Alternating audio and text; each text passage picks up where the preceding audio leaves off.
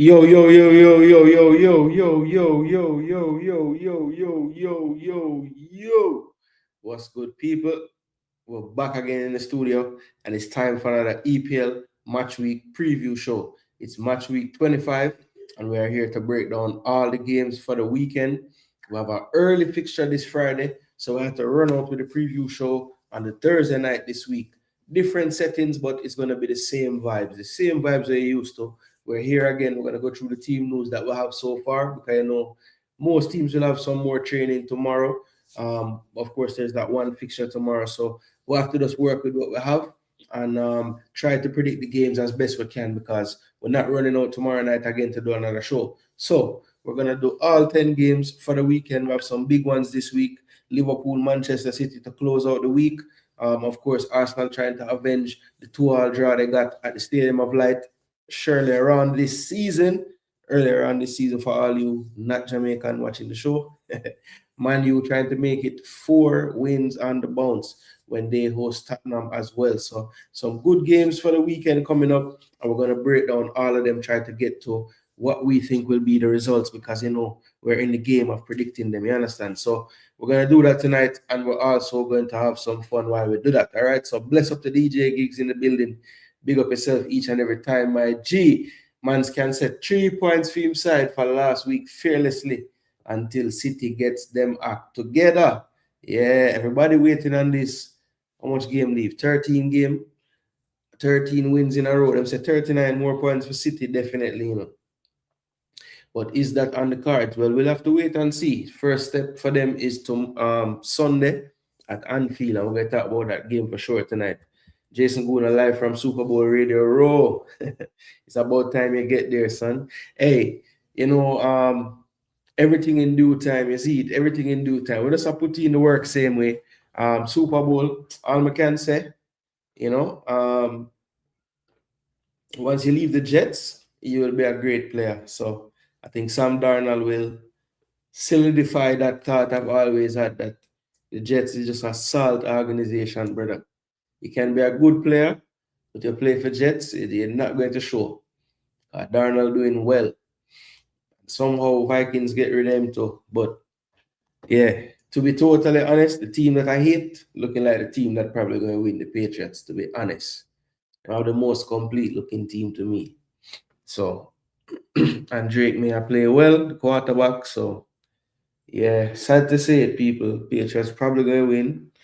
But me, I cheer for Seahawks. That's all I know. Up. All right, what go on? Yeah, man, Super Bowl weekend. Up to today. Bridget asked me, yo, what will happen for Super Bowl? Yo, that's even business about that. While Super Bowl I go on, I probably do a review show.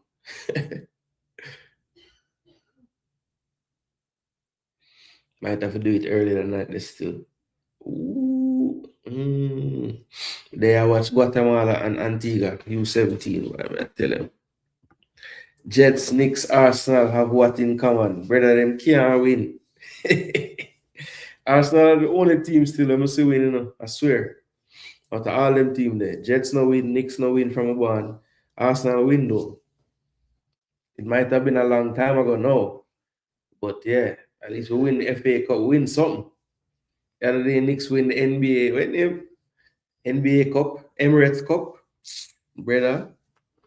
Yeah, I'm happy about that, brother. I see them lift a trophy, lift something. Spurs 1, United 1. Seattle Seahawks by 17 points. Ooh. Yo, what's the spread on that game, by the way, right now? Super Bowl spread.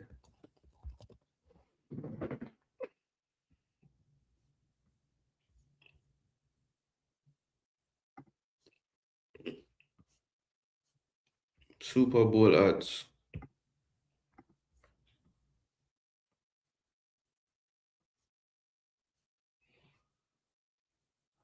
Seahawks minus 4.5. Patriots paying out plus 190. Not bad. Well, yeah, bro. Trust me, one thing about me, you can't say Me I know Wagonist, man, none of them thing there. You cannot say that me, yo, trust me, it's pure pain. Big up in a Darren Martin, legend in the building, up full. We're outside on the Thursday night, yeah. Yeah, man, make them know from Shirley. All right, listen, people. We're not itching up, because Mans did a show earlier today. If you want to know a little bit more about what's going on with the Jamaica youth teams right now, trying to qualify for the U17 World Cups, did a show earlier today on the channel. So give that some strength, look on it, like it. You might learn something different about the CONCACAF and Jamaica in general with the football. So yeah, man, that was well attended. So appreciate all the people and we put some eyes on that and drop a like on the video. Greatly appreciate that. Also continue putting out the quality. So tonight we are back with a staple on the channel. We're going to cover the EPL each and every week, match week. So if it's a double week, yeah, we're there for that as well. So yeah, man, once we have the time, we'll run out and we'll give you guys some quality.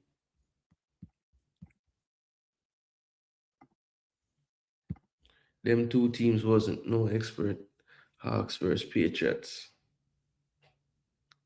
Yeah. I don't think anybody before the season had the Super Bowl, All the people them were pick the teams.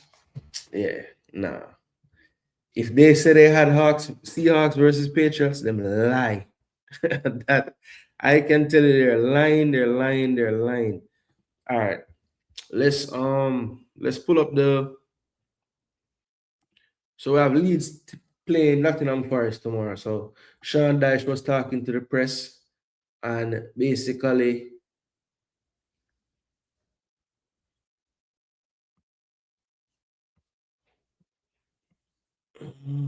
so them don't have no team news in this. Yeah, so this wasn't very helpful. Keep the show alive. Can't take the hideouts since speed take over. Oh yeah, man. I said got some time, bro. My thing, I'm super busy. So whenever I run out with something, man, I have something to run out with. But you're right. There's a lot of things going on now. So I'm gonna try to stay much more active. We have the U17, have them game tomorrow at 12 o'clock versus Aruba. Today on the show, we never even get a chance to pull up the Aruba team, but it's a decent mixture. They have players from Netherlands. I think a player that's playing in Belgium as well. I think all in all, it's about 8 players from Netherlands. I think about 7 from Netherlands, 1 from Belgium. I think it was. So yeah, there's players out there playing for Aruba in the game tomorrow. So I don't think, a lot of people look at the group and say Canada, Aruba, Cayman, we have to make sure we beat Canada. But Aruba will be a decent test as well. So let's see. Looking forward to that tomorrow. 12 o'clock, people. Me have to go turn on my VPN for watch it because it's the region geo block it. Where I am, it's blocked out in the United States. So if you're in the USA, I don't see it forwarding on Fox Soccer or nothing like that. So yeah, you have to go turn on your VPN to outside of the region and yeah, click the YouTube link and it should play. All right, let's see.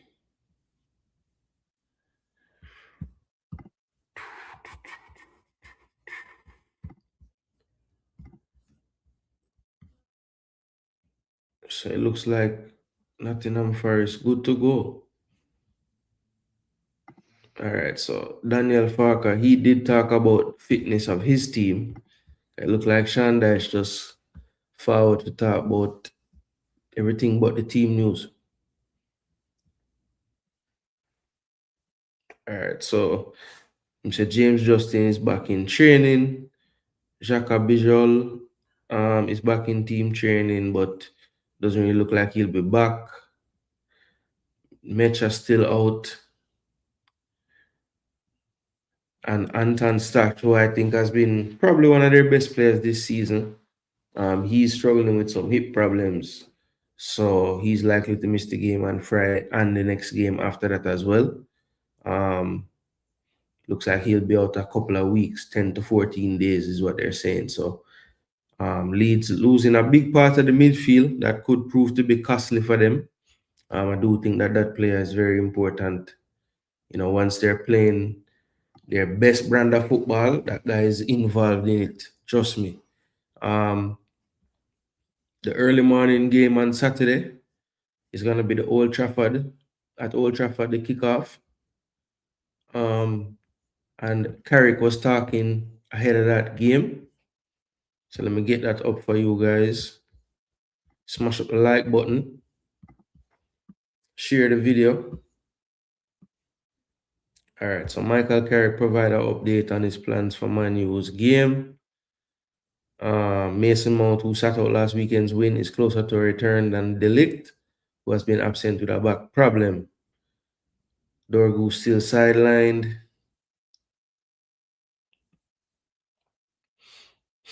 De Ligt is a little bit too soon for this game.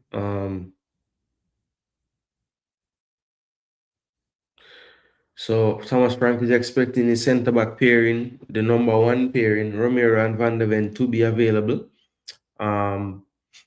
Solanke looks like he will be fit, even though he did hurt his ankle in the game.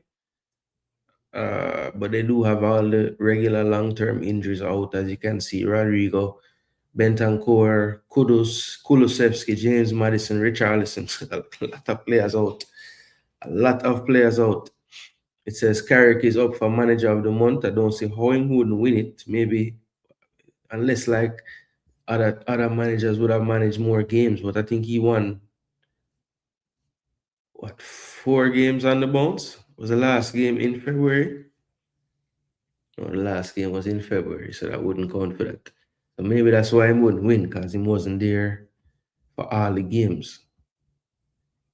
Win 3 games though, and then coach 3 games. So it's pretty damn good.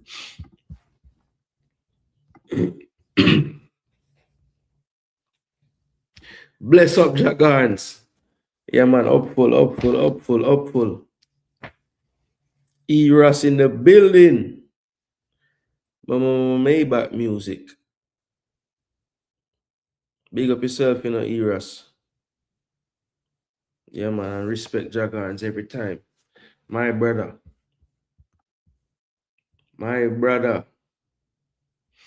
Yeah, man, tell them the real things. Tell them the real things. I know it's supposed to go. Yeah, man. Yeah, man. We want it to grow. All right, so let's see. Well, we have Tottenham news. We got that. We got Man U news. Let's check over at the Emirates. Why don't we? What is Arteta talking about?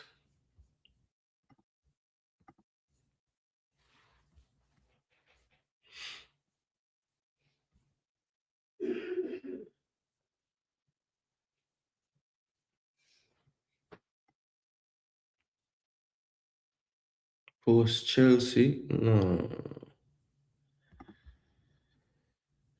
Oh, I don't have nothing on.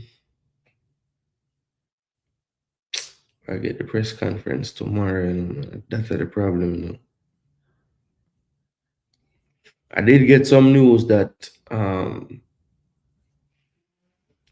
Saka, Odegaard, and Timber were all absent from the open training that they had to the media today. So can read into that. But Odegaard is listed with an injury, as is Saka.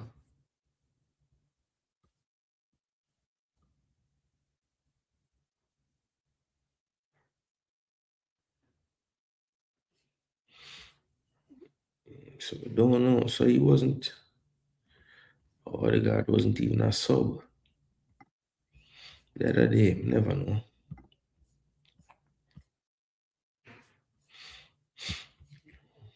So we're not sure on Saka for this game. We're not sure. We're not sure about Saka for this game, people. Nothing yet. I have to wait till tomorrow. So I have to just work with, For just work with it, people.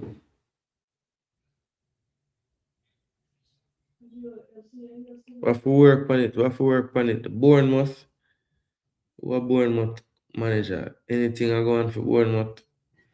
It look like the injuries in it are go rough tonight, because mans them don't really have them press conference them yet.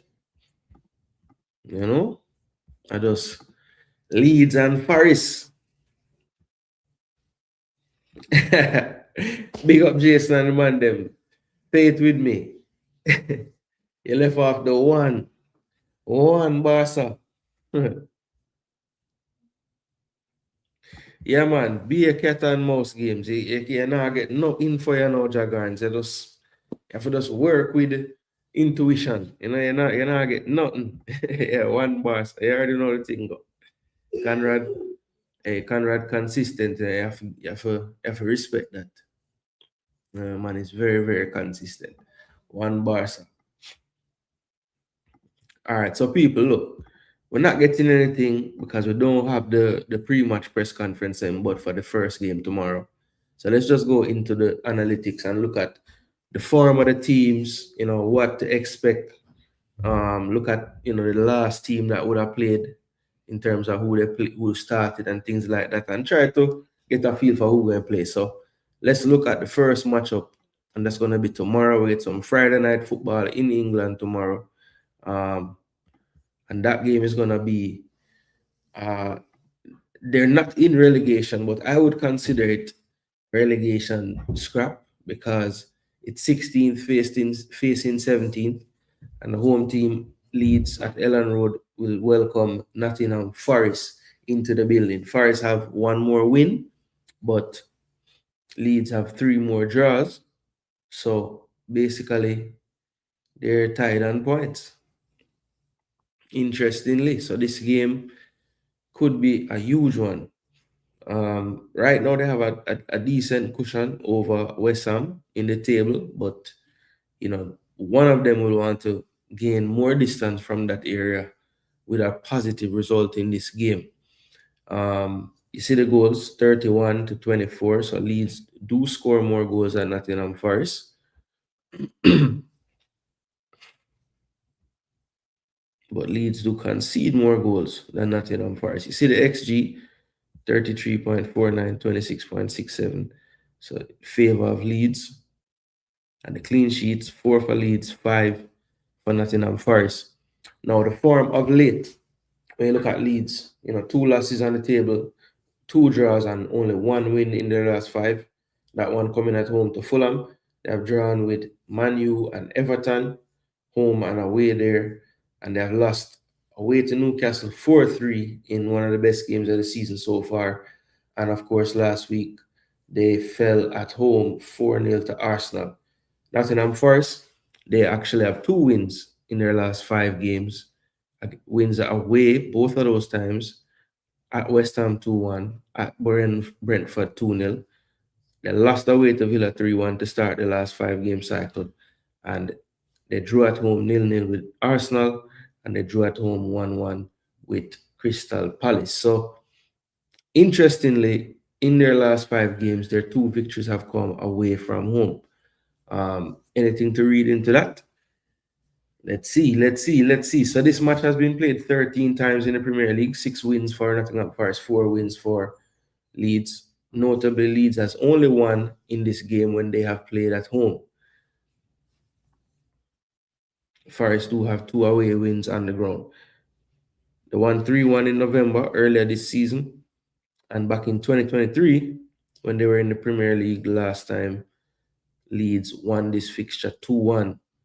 So in the last 4 fixtures that this match has been played in the Premier League, the home team has won the game.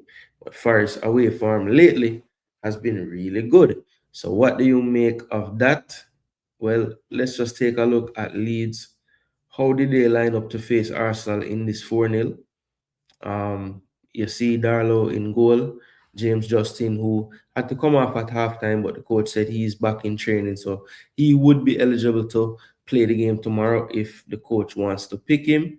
You see Rodan and Strike there on the back line. Bogle, Ampadu, Gruev, Goodmanson. Stock, who had to leave the game in the 81st minute, he looks like he'll have some injuries out for a couple of weeks. Aronson had been playing really, really well, but probably his quietest game in the last game of the last few that he's played. And Calvert-Lewin really had a rough time in the game as well, not getting much joy at all. The substitutes that came on, Longstaff came on, I would expect with Stock out and Longstaff back. If he's fit enough, I would expect him to start in this game.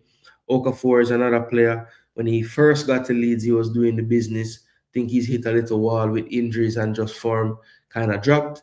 He might be one that they will look to in this game from the start if he's fully fit as well. And then you see Bonanate, who is over on loan, was on loan at Chelsea and got recalled and then sent back on loan to Leeds as well. So he's on loan. He came on. He's another option in that midfield area, depending on what the coach wants to go with. And Nonto is back from injury now. He came on in the 81st minute. So it looks like they'll have quite a few options if all of these players came too fit. But at the end of the day, I think they'll just be happy to play a different team because they had been playing, at least dangerous in their games leading up to that last game against Arsenal. Um, but it fell apart for them there. Now in the last game that Forest played, it was a 1-1 draw at home, and this is how Sean Dyche led out the team. The back four is back intact, but they will be without one player from that back line, and that is Williams, will be serving a suspension in this game. Anderson and Sangare, Gibbs White, Hudson Odoi, Dominguez, and Jesus up front.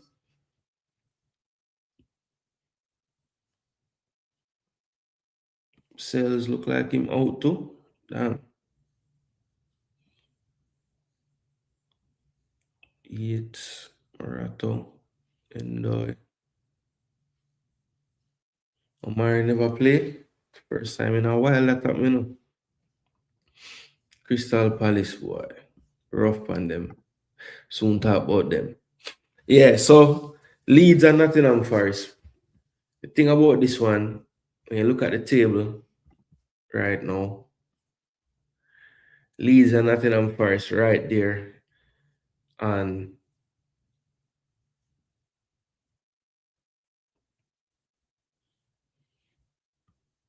26 points. So they're 6 points clear of West Ham.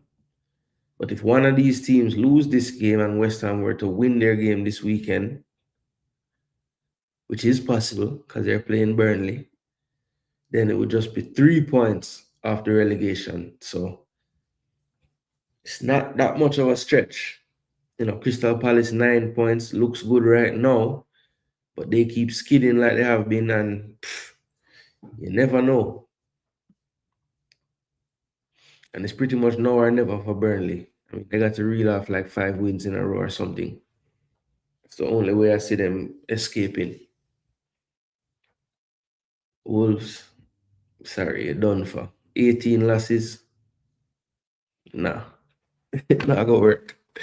All right, so me for Leeds and Nottingham Forest.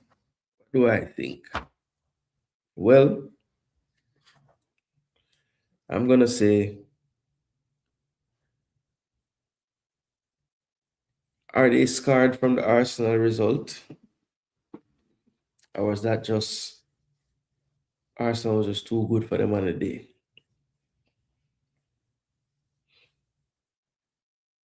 Stuck out. Williams off the back line, but I think they can survive. And I can go over to left back. Play another right. Okay. Yo. Ellen Road, man.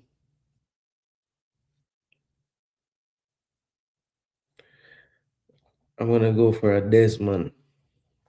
I'm going for a Desmond, people. If you know what a Desmond is, then yeah. If you know what a Desmond is, I'm going for a 2-2. I'm going for a 2-2. Yeah, man, Dragons, we know your style.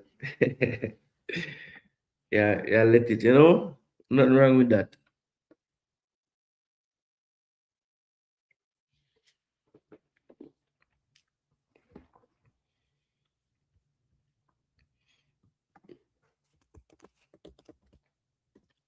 Burnley. No, not Burnley, I'm not talking about. Leeds 2. Forest 2. That's what I'm saying. I'm gonna start type them in the comment section because you don't want nobody feel say, I want it documented where we put. Mm-hmm. All right, so Leeds first.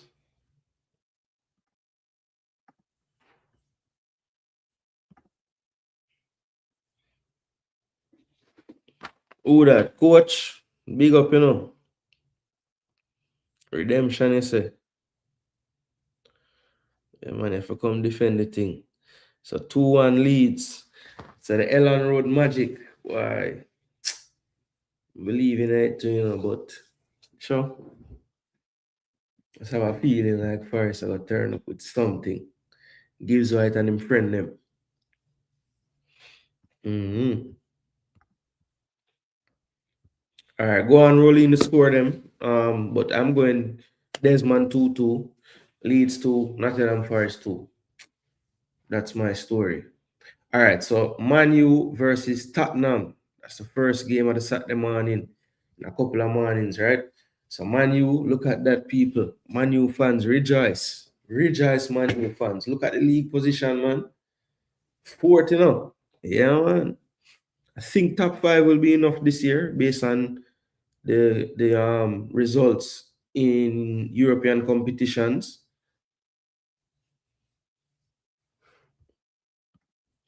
2-0 leads for me, but I don't play in the FPL league of yours, unfortunately. Just my thinking. No, man, you can, it's not, this is just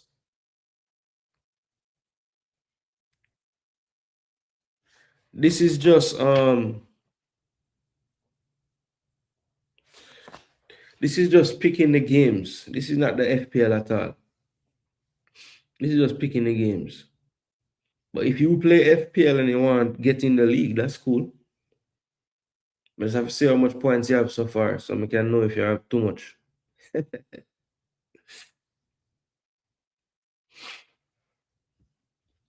But yeah, United, excuse me, United, you're back. You guys are back, bro. Yeah, man, this is just picking the games era. So if you want to just make all the picks for the week, that's cool. I'll just put them down here and hopefully you don't finish last. If you finish last, then yeah, it's not the best thing in the world. It's not the worst thing in the world either, though. So I'll write it down. If you continue, you're on the big board, Eros. You're on the big board. All right. Hey, don't call it down on yourself, Eros. Just make your picks. Be humble. Like Erling Haaland said, be humble, make your picks. Whatever happens, happens, my G.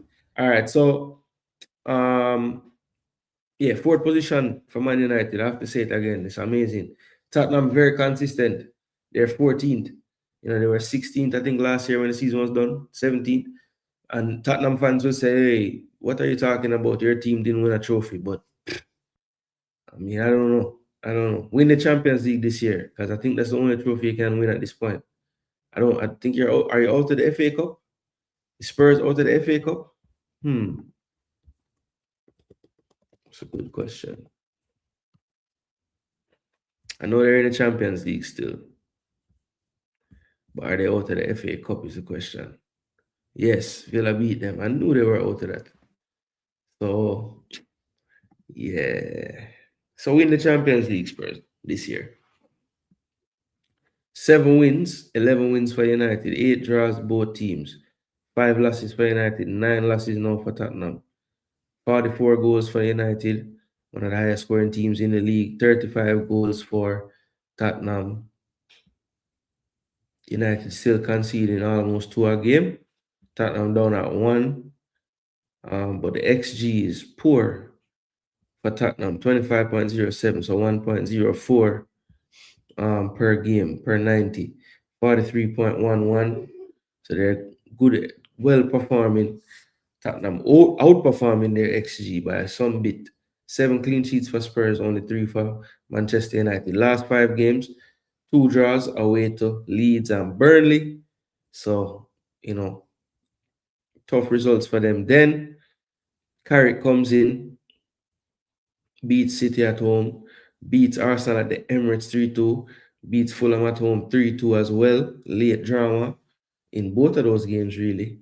And then Tottenham, on the other hand, you see their results: 3 draws and 2 losses, no wins in their last 5. United, this is how they came out in the last game versus Fulham. Dalot still holding firm at the right back. The back four there, Maguire and Martinez makes a good pairing, I think. Casemiro has been a revelation of late, racking in the goals and assists, good performances, but right around that 75th minute, you're probably going to have to sub him off. But Mainu has been excellent, just steadying the ship in there, calm.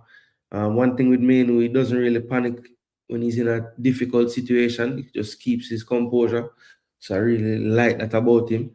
Fernandez, Diallo, Cunha this time, Dorgu out, of course, but Cunha turning up, doing the business, scoring a goal, and Mbeumo up front.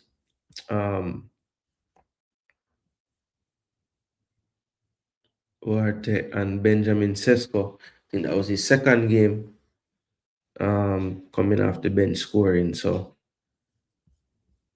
second in a row. No, I've never scored against Arsenal.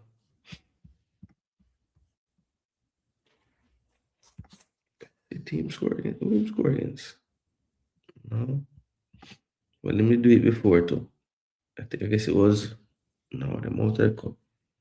I don't know, man. Maybe it was Burnley.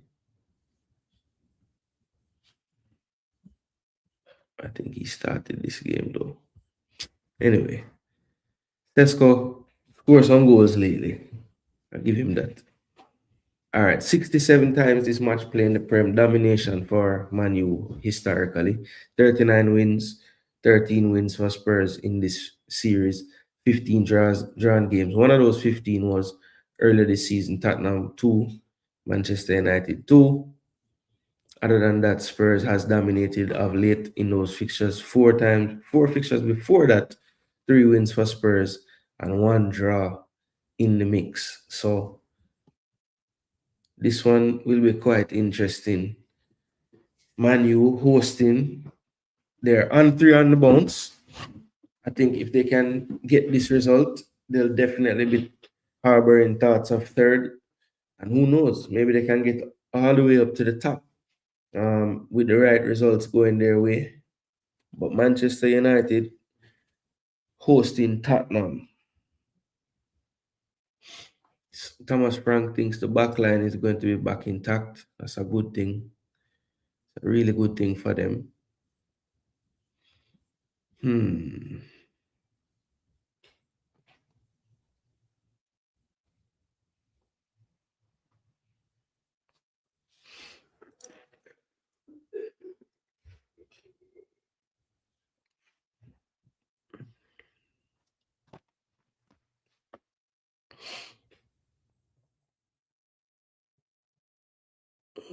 I'm going 2-1 United. 2-1 United. I'm going to beat them.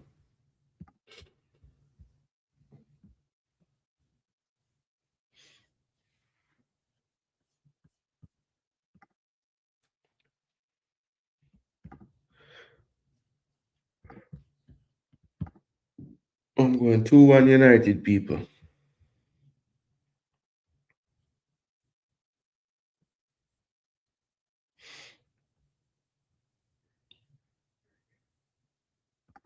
Jamaican hatred. England-born players going to show up for fight.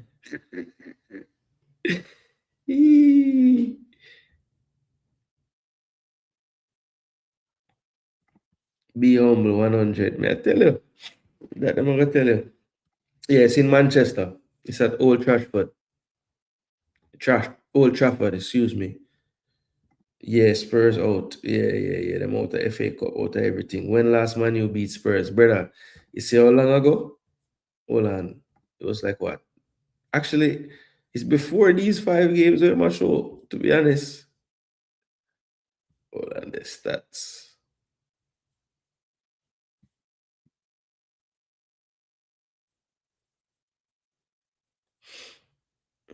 Well, definitely not since August 2023.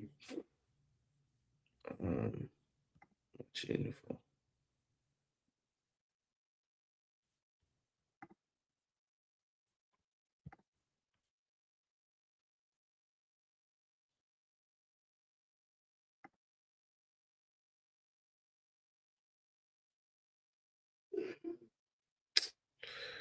Sankangia.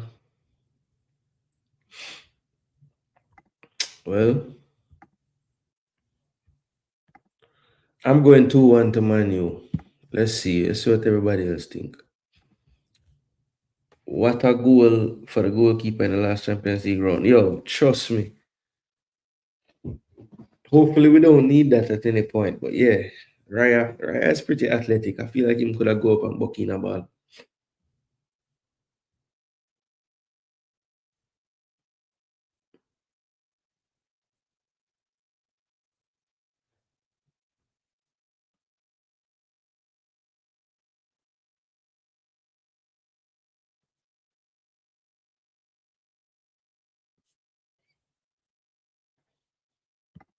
What fun is that it could very well be reality that plays out indeed. Yeah, man. Coach looked like him off a run. So coach said 2-0. Clean sheet bosses, keeping another one. Bournemouth 1, Villa 2. So Villa with bounce back win. Burnley 0. West Ham 1. Wolves 0. Chelsea 3. Newcastle 2. Brentford 1.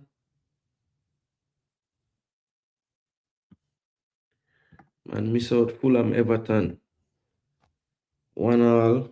Brighton Palace and 2-1 City. Fulham Everton, my G. You missed that one there. Blessings in a campus. There in the evening, they run out with some EPL, you know?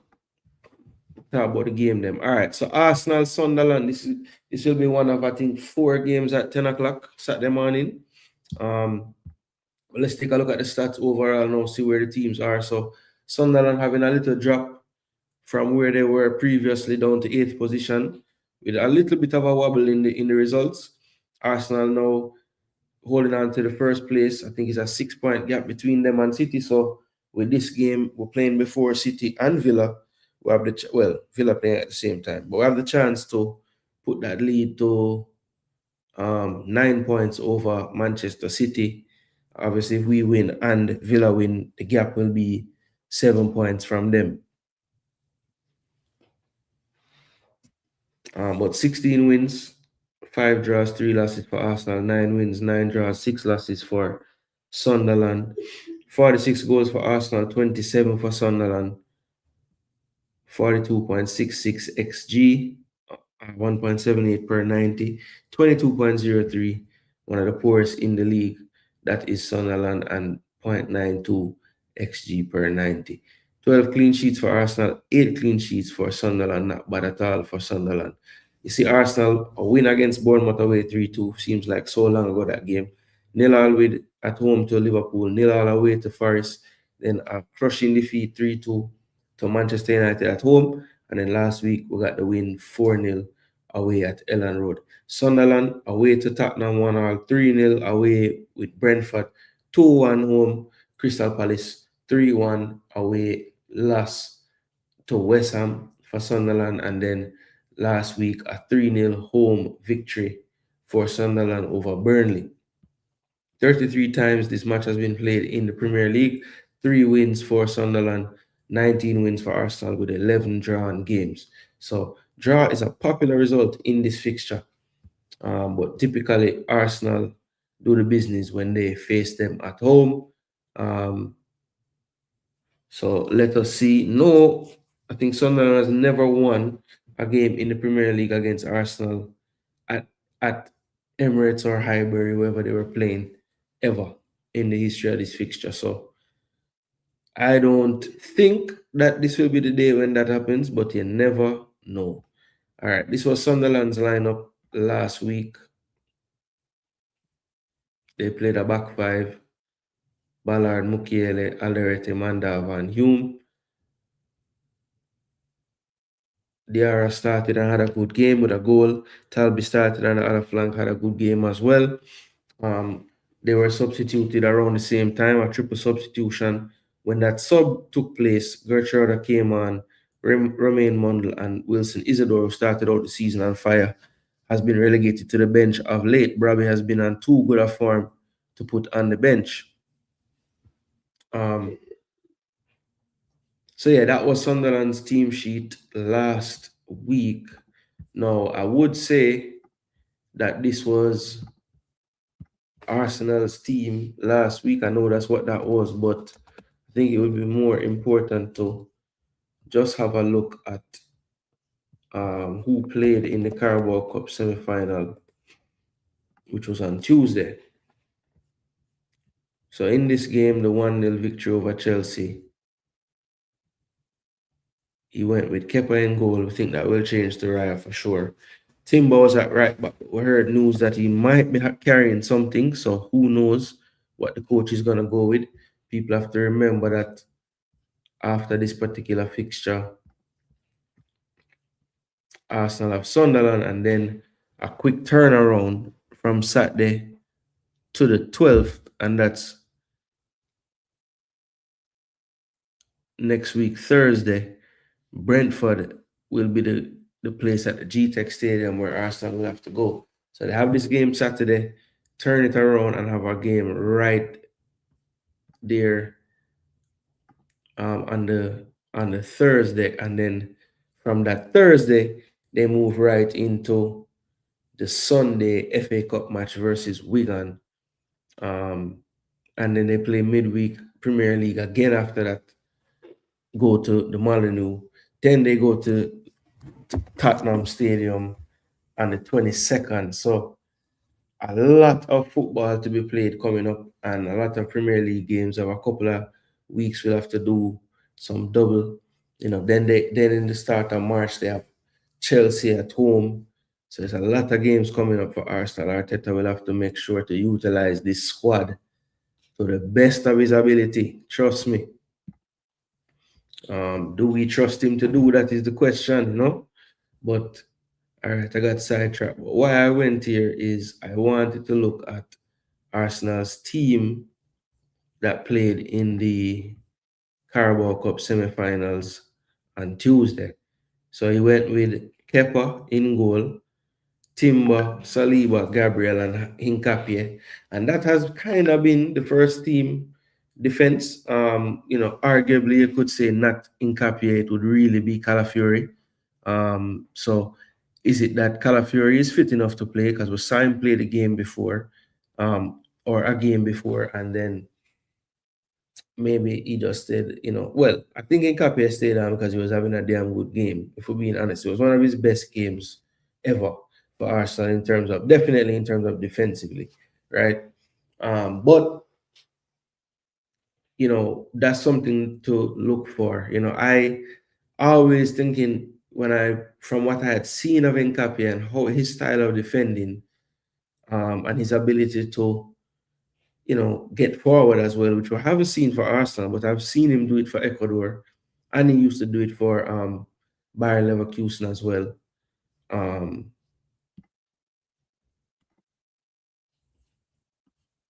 Yeah,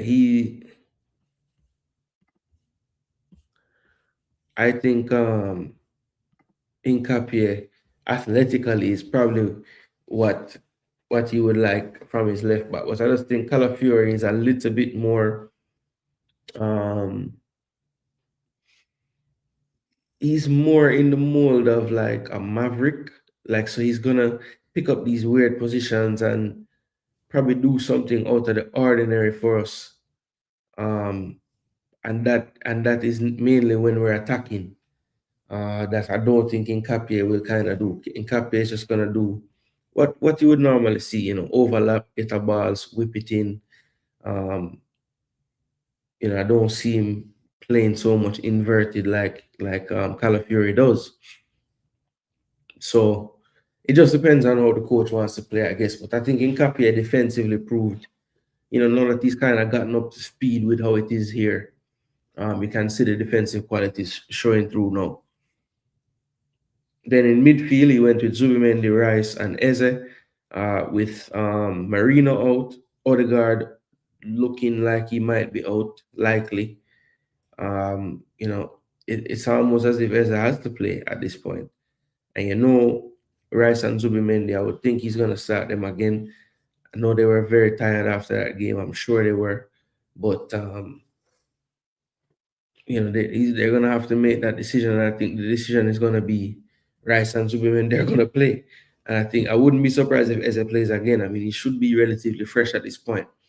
In the forward line, it was Gyökeres, Madueke, and Martinelli. Now, Saka, we don't know the seriousness of his injury, but I would be surprised if he were to start this game. So I'm going to say Madueke off the right and Trossard more than likely off the left. That's what he's been doing, at least in the Premier League.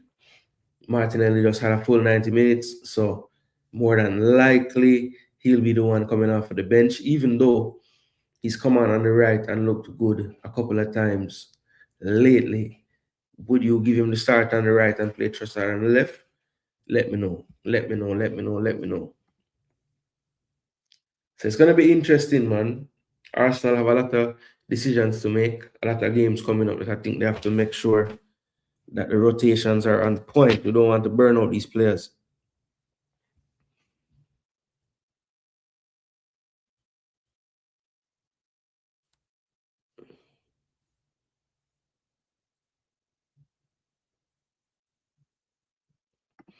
Yeah, man, we get the Man U Spurs prediction as an exciting 2-all draw. With football, you never know, especially in the PL this season. Facts. Saturday game is a sure win for Arsenal. Boy, campus, only thing sure in a life are debt and taxes. Jason, did Arteta say why Odegaard was not on the bench during the semi-final? No, I don't think we've gotten that press conference. Actually, hold on. Because he did have a post-match of the Chelsea game. So maybe he might have said something then.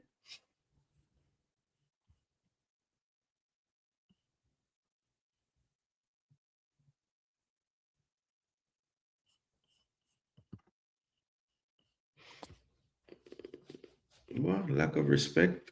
What is this man talking about? Injuries.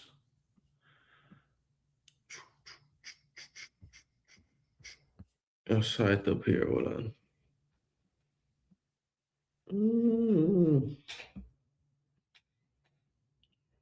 I skipped it. Oh, there we go.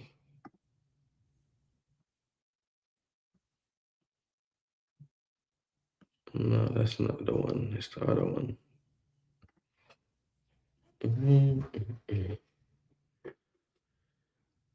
Tonight's game plan, how the team handled the pressure and the atmosphere and the significance of reaching a final, gaining confidence on Havertz to get the next mentality shift. Not on Odegaard still. Because the people them never asked about Odegaard. They must have talk about the victory and significance of reaching a final and blah, blah, blah.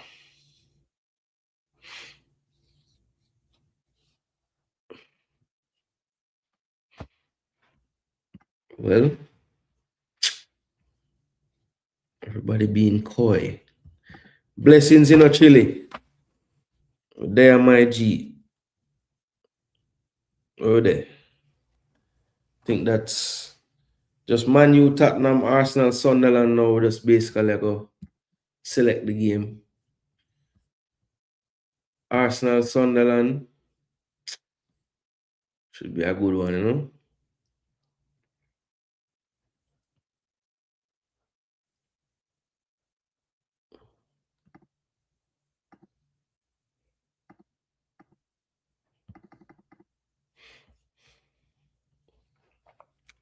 All right, Arsenal, Sunderland. Will we keep the clean sheet? Yes. Not for them boy there. How many goals we scored though? Yo, it's not gonna be an antsy one, bro. Oh, in four love last week, 5 love. You guys think I'm joking, you know, but I'm serious. 5 love. 5 love, youth. Bombardino. Era Sewa. 2-1 United. What? Campus a run out. Careful in a campus. 3-2 Manchester United again. All right. What is it for the Leeds Nottingham Forest tomorrow, campus? I never think, when I think me see you say one for that one day, you know.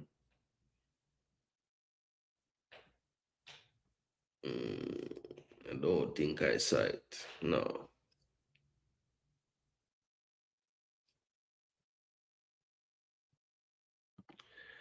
I asked because the lineup for this weekend. Well, I think the lineup for this weekend, you know, is going to omit Odegaard because I think Saka, Odegaard, and Timber, unless Timber is just a resting, like they just give him the day off. Apparently, he was not seen at training at all today in front of the media. Saka, Odegaard, and Timber. So make that, you know, but I know that they have in the past just given Timber the day off because the man just play every damn game. So with him, it could just be load management. That's it. Just, yo, bro, just stay away today. Just rest. They're not going to ask about Odegaard because they think the team is better. This with him coming off the bench. Yeah. I mean, that could be the case, you know. Odegaard, when the game has slowed down just a little bit and the pace isn't as rapid, maybe that's the better time for him for real. Space is more open as well. Era said 3-0 to the Gunners. Yeah, I'm gonna go crazy. 5-0. Chile said 3-2. United. And 2-0 to the Gunners. 2-all draw for the Leeds game. All right. We agree upon that one, the campus. Arsenal 4. I add a one on it, you know? I got the 3-0 for Eras. Chile said 2-1 Leeds. We didn't miss that. Good thing we scroll. Yeah, I think that's everybody. Yeah, man, just don't even forward. Just don't ever come ride the bike today. Just stay home. Put up your feet, you know, elevate, you know, do the right things, but just don't come to the stadium or the facility at all. Don't come to London Colney at all. As I would have said in JA, chest high with a 5 day. Yeah, hey, I just have a feeling like if you look on it, you know, Arsenal every season have this little run where they win a 2-3 game, 4 or 5, or 6 them might drop, you know, 3-love, and we just win a game 4. I would never really run off no games like that in a row this season. I just feel like we might pull off 2 in a row this time. Like we're gonna bag this team up. Because yo, it's a lot of games we play that the game only close because we miss some chance, you know. So if we just take the chance them, we just feel like we got demoralized them. Yeah, man. It's facts that for real.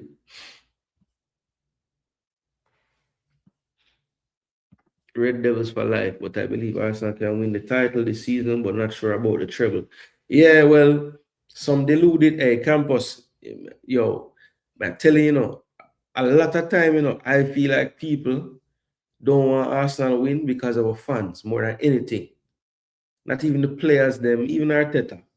I just the fans them. Because,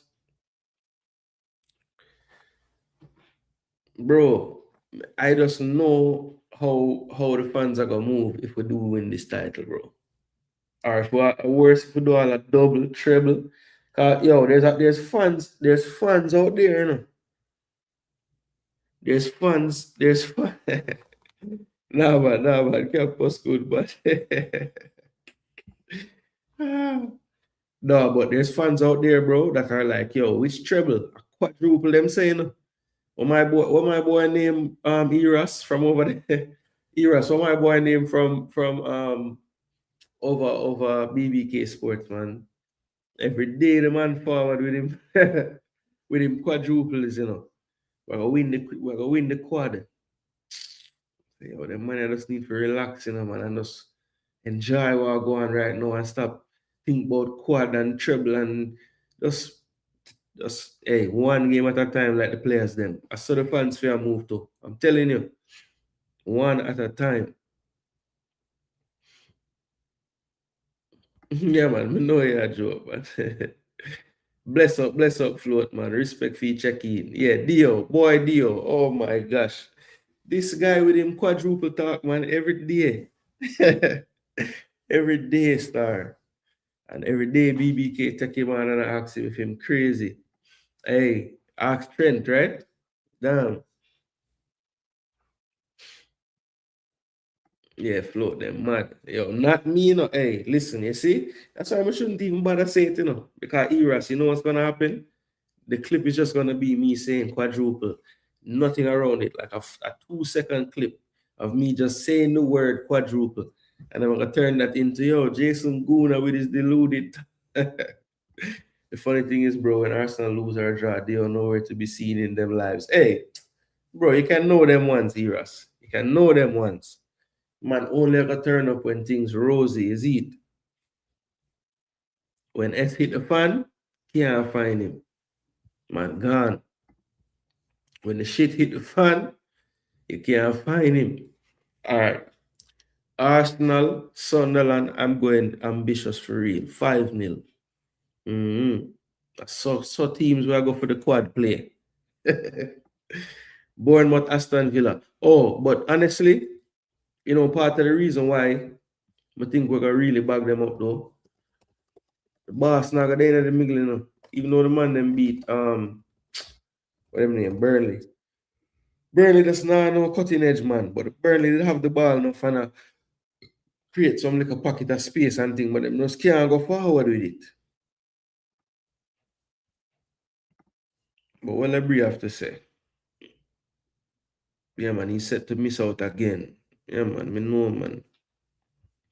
So yeah, that's a big miss. And Xhaka avoid the game against Arsenal with Arsenal chasing the title at the stadium. I don't think the fans would have really give him a bad reception still, to be honest, even though it turned out the way it turned out. I think some kind of way the fans kind of not really beefing with him again. I don't know how, but I don't know if you guys agree with me, but I just don't feel like fans would have that energy of boo him and them thing there. Like every time him get it, whistle and boo and no. I don't think so. Maybe I'm wrong still, but I just don't think so. We won't know now, but yeah.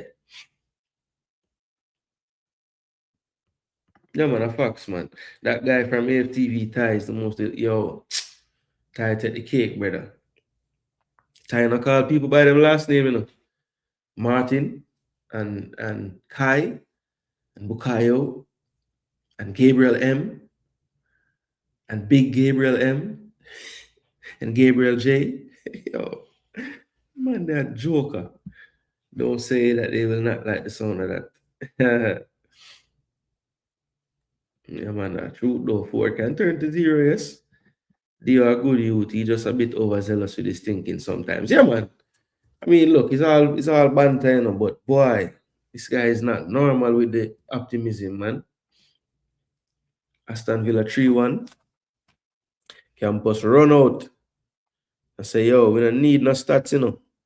No, Sevilla got back them up 3-1, you know. Bournemouth is a weird team, you know, man.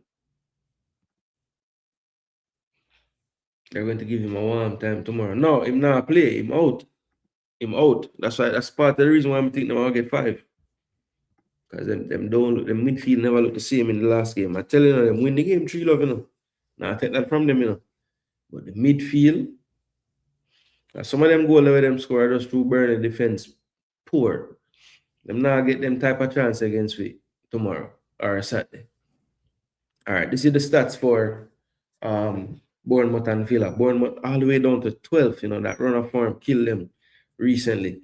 Third position for Aston Villa seems to be stuck right now though, but they still have 14 wins, 4 draws and 6 losses on the season. 40 goals scored by Bournemouth, 35 for Aston Villa. So you see what Bournemouth's problem is. They're leaking goals. 37.93 XG, 30.7 for Aston Villa. 7 clean sheets for Aston Villa, 6 for Bournemouth. Now Bournemouth trying to get back into some kind of shape in the league. After losing to Arsenal, they have reeled off 3 wins and a draw, beating Tottenham and Liverpool at home 3-2. Away from home, they beat Wolves in the last match week, and match week 22, they drew away at the Amex 1-1. Aston Villa in their last 5, up and down, up and down, up and down. They beat Forest, drew away to Palace, lost at home to Everton, beat Newcastle away, and then turn around and lose at home again after not losing at home for like a whole heap of games. They lose 2 back-to-back at Villa Park, 1-0 both times. So you can see what the big issue for them right now is goals. 3 of the last 5 games they haven't scored. And this is something that plagued them early in the season. When I think it was like 5 games played or 6 games played, they had like, I don't know, 4 draws and 2 losses or something like that. Or 3-3. But a lot of those games as well, back in that run, they weren't scoring any goals either. So, it's just symptomatic of whenever they have a bad spell this season, you can totally look at it and see that they're not scoring goals. They did draft some reinforcements. We're going to look at the teams. As a matter of fact, let's do that now. So Bournemouth last week, they have quite a new look team right now because they've sold everybody basically. Trufair, Senesi, Hill, and Smith on the back line. Senesi and Trufair have been solid this season. Petrovic a bit more up and down, but I don't think he's covered himself in glory, but I don't think he's embarrassed himself either this season. Scott definitely improving week to week. You can see his confidence growing. Got a chance to get a call up the other day, which I think would raise his confidence level even more. But yeah, I think he's a player, really good player. I think him and Nottingham Forest Anderson, yeah, they're having good seasons. And I don't think Wharton has been quite as good as he was last season this year. So I wonder, if the timing is just going to be bad for Adam Wharton because he looked like a nailed down person. Now you have the emergence of Anderson, Scott, and of course Mainu lurking now playing week in, week out for Man U. So decisions going to be hard for that midfield area for sure. Moving a little further forward for Bournemouth, you have Krupi. This kid, I'm telling you, this kid has a bright future. This guy is only 19 and he's like a goal machine right now this season, man. The man is scoring goals left, right, and center. Adley did well as well lately, scored a goal, the winner against Liverpool, then supplied the assist in this one. Jimenez, a right back by trade typically, but he popped up with a goal from this position as well. Couple match weeks ago, and Evan Nielsen, just a solid attacker, solid striker.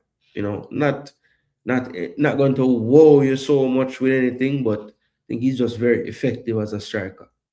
And good to see Diakite back. He was out for a long time with injury.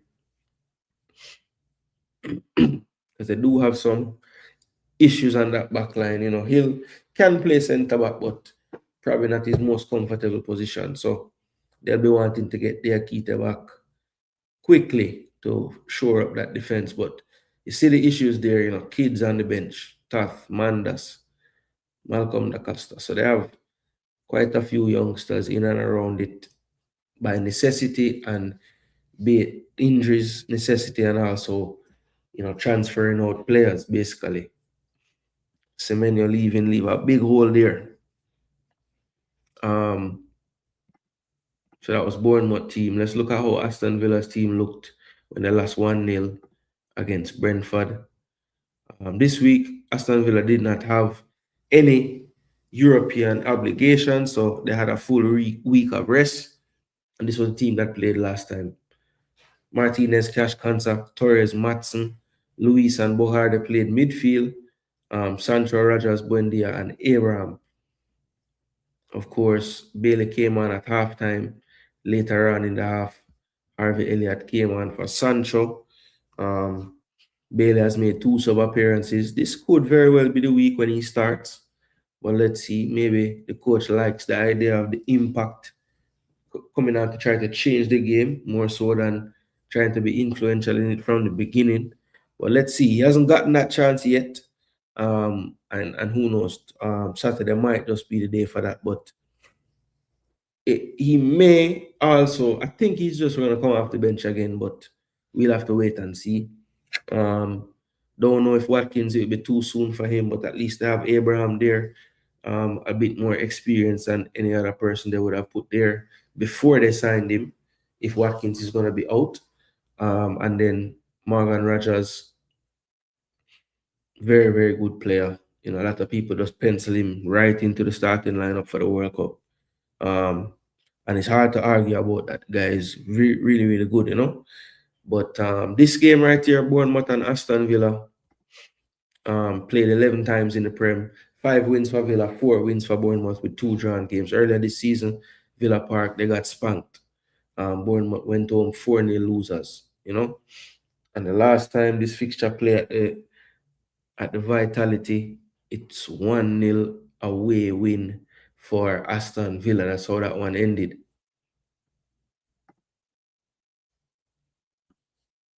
Anthony Taylor is the referee for that one. All right. Well, Bournemouth, Aston Villa. Villa struggling. But away, they're not struggling.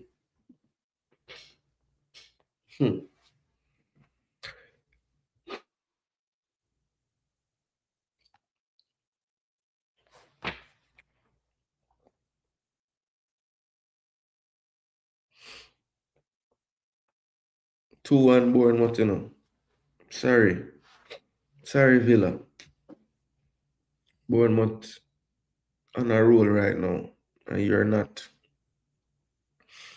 I know that's going to be an unpopular pick, more than likely, but yeah, we just have a feeling, you know, Bournemouth. All right, Burnley, West Ham. Now, this is a true relegation 6-pointer. No. All right, so 18th and 19th facing off. 3 wins for Burnley, 5 wins for West Ham, 6 draws for Burnley, 5 draws for West Ham, 15 losses for Burnley, 14 for West Ham, 29 goals for West Ham, 25 for Burnley.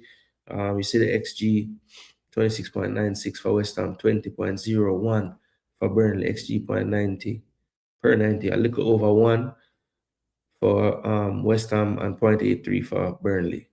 3 clean sheets though for Burnley with only 1 all season for West Ham. Last 5 games, 3 draws for Burnley, 2 losses, 3 losses for West Ham, but 2 wins inside those. So a 3-point margin created over Burnley in the last 5 fixtures. 19 times this match play in the Prem, 10 wins for West Ham, 5 wins for Burnley, and 4 drawn games. Last time these two played at Turf Moor was November 2023, and West Ham went in there and beat them 2-1.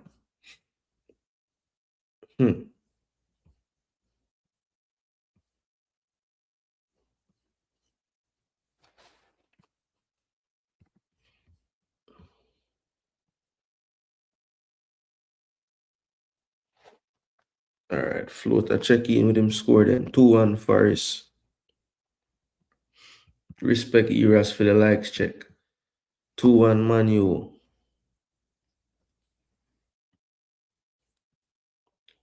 Yeah, man, tired gimmicks, man. White Yard try bring some seriousness to the thing for real. Eras, no, actually, wait a second. Cherries 1-1. Chile, I run off some score. Burnley 1-1.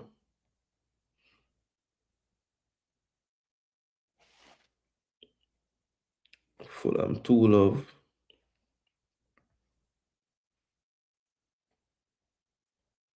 Chelsea 3-1. Newcastle 2-1. Brighton 3-1. Liverpool 2. Man City 1. What? Wait. Chile. Why you gonna drop them score there and run, my brother? We need explanations, you know. We need explanations, my G. 2-1 Villa. So Floater going like him don't want to give the Arsenal score. Eh?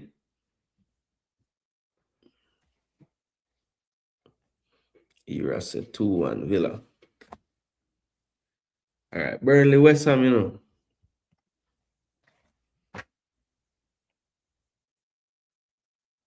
Burnley 1. West Ham 2.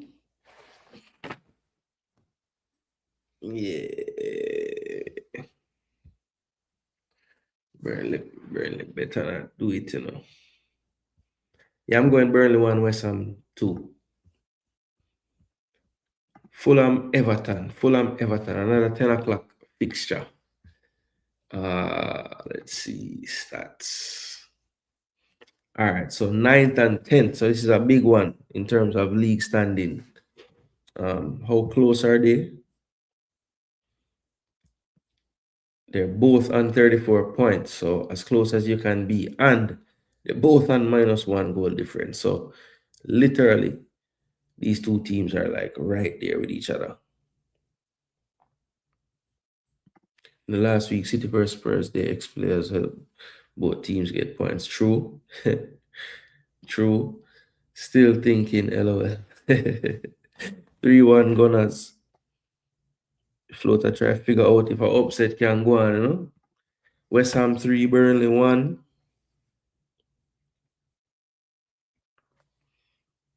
Float said 2-0 to West Ham. Second clean sheet this season. Campos say, yo, when I read this thing wrong, you know, man. 2-1 to Burnley. Wait, say Somerville hat-trick? It's possible. Man is playing well. Fulham 1, Everton 1. So Float take the lead with the votes. Gone to the Fulham Everton game. So let's go back to the stats. So the wins are close, but Everton with 3 more draws. So that is how they end up on the same points. Everton with 8 less goals. The XGs are pretty close, 27.64. So they're outperforming it pretty well is Burnley. And Everton, Everton. West Ham right there on their XG 26.03, and they've scored 26 goals. XG per 90 a little bit higher for the home team Burnley, but it's pretty close, pretty negligible. But the big difference here, 9 clean sheets for Everton to only 5 clean sheets for Burnley. Sorry, I keep saying Burnley. Fulham, my bad. Fulham 2-2 at home with Liverpool. Then they beat Chelsea at home 2-1. They lost at Ellen Road 1-0. They beat at the Amex. They beat Brighton 2-1.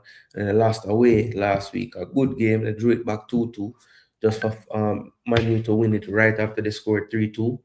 Then Everton in their last 5, 1 loss, and that last game 5 games ago against Brentford, 4-2 loss at home. They drew at home with Wolves 1-1, not the best point at the time. 1-0 away win at Villa Park, really, really big win. Gutsy. 1-1 at home with Leeds, and 1-1 away at the Amex last week. So Fulham on the slightly better form of late, but that's just mainly down to getting that those 2 wins as opposed to just the 1 win for Everton, because Everton is unbeaten in their last 4. 37 times this match play in the Prem. 20 wins for Everton, 12 wins for Fulham, 5 drawn games. Earlier this season, Everton won on their home patch 2-0. So let's just take a quick peek at Fulham squads last week that took on Man U. Chukwueze got the nod. Okay, Smith Rowe, Wobby Berger, Robinson, Cuenca, Anderson, Castagna. So Bassi came on late. I wouldn't be surprised if you see him just start the damn game this time. That should probably happen. Sessignon, okay. He was on fire when Robinson was out. Kevin scored a worldie. Could the coach reward him with a start?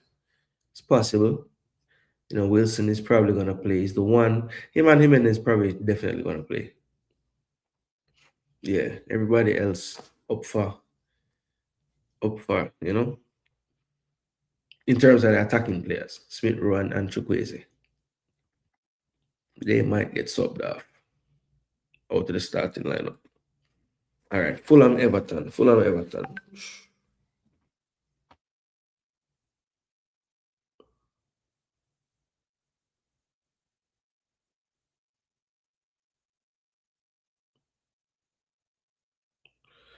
All right, 2-1 Fulham this time.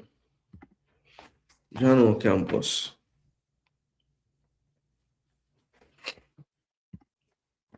Yeah, Eras, I was literally contemplating the 2-0, man. We don't normally do it at Anfield. I'm not in great form, which leads to reverse cycle. All right, cool. I didn't want to assume that's what it was. I figured. But while you're here, I just wanted to ask you.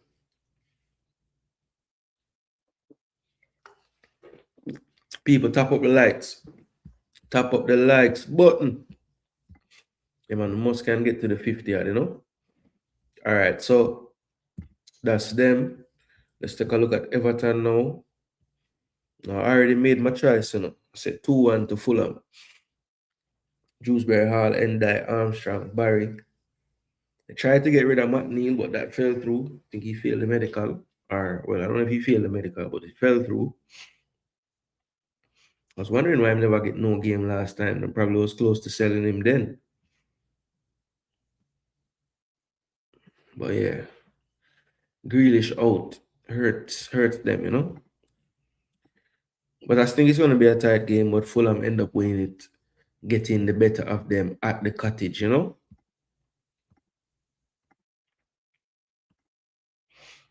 right, now we have 1, 2, 3, 4. Oh, so it's 5 games at 10. Damn. All right, so Wolves and Chelsea, they face off at 10 o'clock as well. We know Wolves pretty much relegated at this point, playing for pride. 11 wins, 7 draws, 6 losses. It's not mathematically over. They're the lowest scoring team in the league with 15. Chelsea on 42 goals. You see the XG pretty much doubled up by Chelsea. 9 clean sheets as well for Chelsea. That's a big improvement with 2 clean sheets only for Wolves. Wolves have lost 2 on the bounce after a decent little run before that, beating West Ham, drawing away with Everton, and drawing Newcastle at home. They lost away to City 2-0, no shame in that. But then at home, they had a lackluster performance and lost 2-0 again to Bournemouth match week 24. Then Chelsea, they drew away with Man City. They lost away to Fulham, and they have 3 wins on the bounce in the Prem. 2-0 over Brentford at home, 3-1 away at Sellers Park, and 3-2 at home, facing off against West Ham. Now, 23 times this match played in the Premier League, 13 wins for Chelsea, 6 wins for Wolves with 4 drawn games. Chelsea has been good in their last 3 of this fixture last season. They did the double 6-2, beat them at the Molineux 6-2, and then they beat them at home 3-1. This season so far, they beat them 3-0. So let's see what the return game looks like this weekend. No.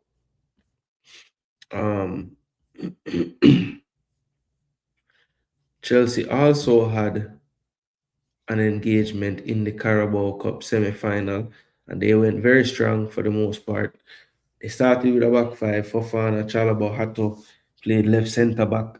Gusto and Cucurella as the wing backs. Sanchez in goal, of course. Then they had Caicedo, Santos and Enzo in a midfield three, call it. And then up front, they went with the two strikers, Liam Delap and João Pedro. And it really didn't work that well, if you ask me.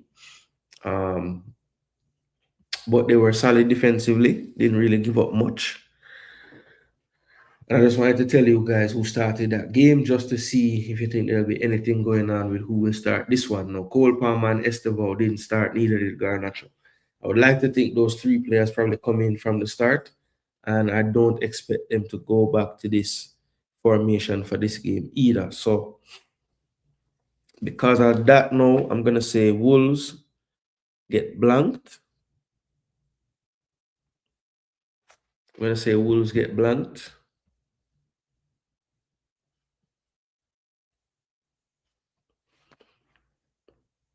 I'm going to say 2-0 too. 2-0, 2-0, 2-0, 2-0.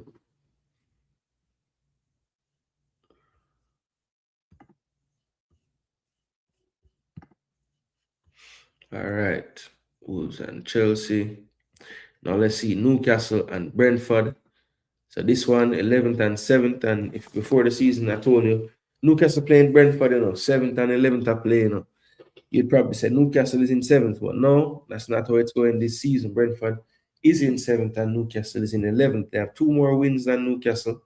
But Newcastle does have the 3 more draws. So basically, that brings it back to what, a 3-point difference between the two. 36 goals for Brentford, 33 for Newcastle. See the XG, both teams performing a little worse than their XG, which is not the best. 7 clean sheets to 6 clean sheets so far this season. Newcastle has the edge over Brentford. So Newcastle, in their last 5, they had won the first 2 at home, 2-0 over Crystal Palace, 4-3 over Leeds. Away at the Molineux, they drew 0-0. Then they had 2 straight losses back-to-back. At home, falling to Aston Villa, and away at Anfield last time out, falling 4-1. Then we have Brentford, they 1-2 on the trot. Then lost away to Chelsea. And at home, they also had a tough loss to Nottingham Forest. And then last match week, they got some revenge on the league, basically. And they took out Aston Villa 1-0, even after going down to 10. After Shade got dismissed. Then 9 times this match play, 6 wins for Newcastle, 2 wins for Brentford. But look where they came. Oh, at home, never mind. I thought they said away. Earlier this year, Brentford got the win on their patch, 3-1. Newcastle will be looking for revenge. So, yeah, I don't think he's going to be ready. Definitely not to start, at least.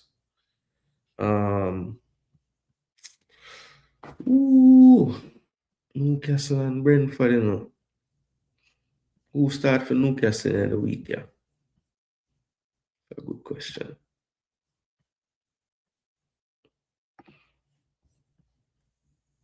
All right, Newcastle. So he went with Gardner and Voldemort. Gardner to come off injured. Rough. Well, if Gardner to come off injured, people. Don't know where it's going to go.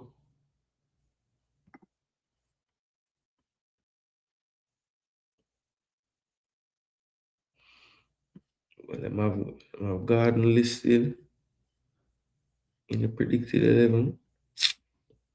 So if you're injured and in the predicted 11, how that makes sense? Does that make sense to anyone?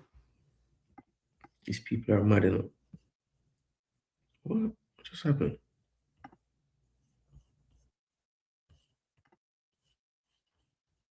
Yo, somehow I just got rid of my thing, but we're gonna get it right back. Hold on there.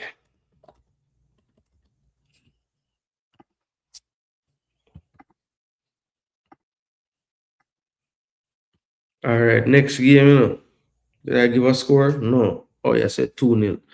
Now it's Newcastle Brentford game. All right. Jaja. All right, first thing we want to do is pull up about this. I don't know why I did that to you guys. Andy Madley. Madley is right. Mad.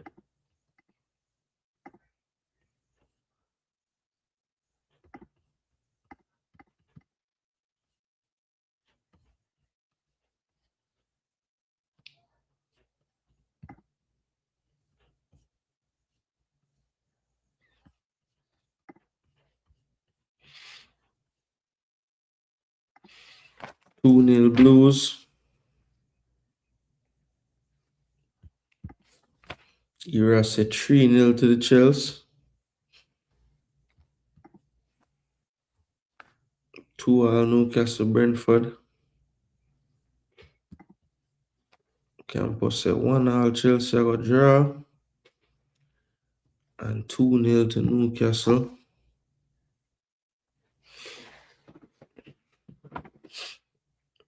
Yeah, I'm going 3-2 Newcastle. I think they're going to win a game finally. They've been losing a lot, man. Last 2 on the bounce. I think Wolves lose this time, though. All right, so that rounds out the Saturday fixture. So Sunday will be calm. 2 games. You can watch all of them if you want because there's no other game on in the EPL. So Brighton and Crystal Palace is the first one. This is the early kickoff at 9. It's about 2 o'clock in England, I believe. 13 league position for Brighton, 15th for Palace. Both teams with 7 wins. The point difference is 2 because Brighton has 10 draws to only 8 for Crystal Palace. 34 goals scored. Brighton, 25 for Palace. You see the XG though, almost 38, and Palace can only get 25 goals. That is crazy. That's mad, you know, man. How is that possible?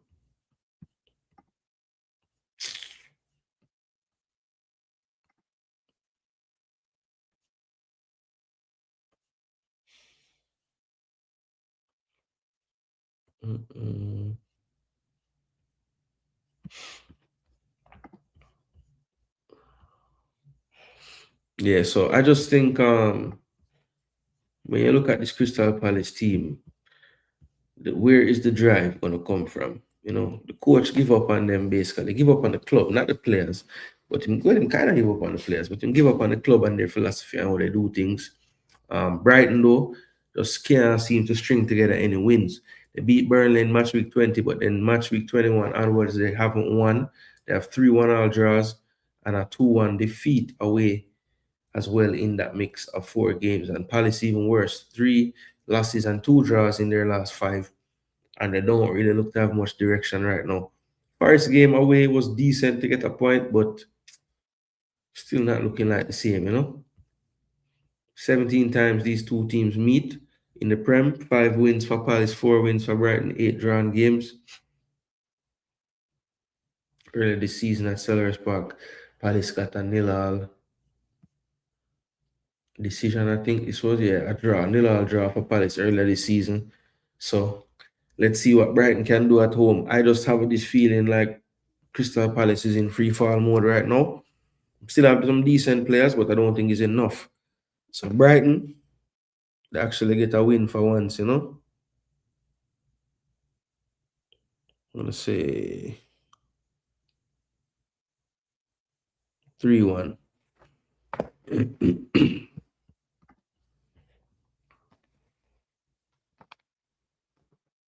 Campos say 3-1. 2-2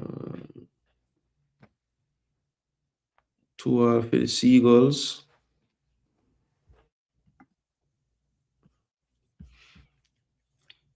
All right, people. The one that we know now wait on. So let's get right into it, people. Liverpool versus Man City.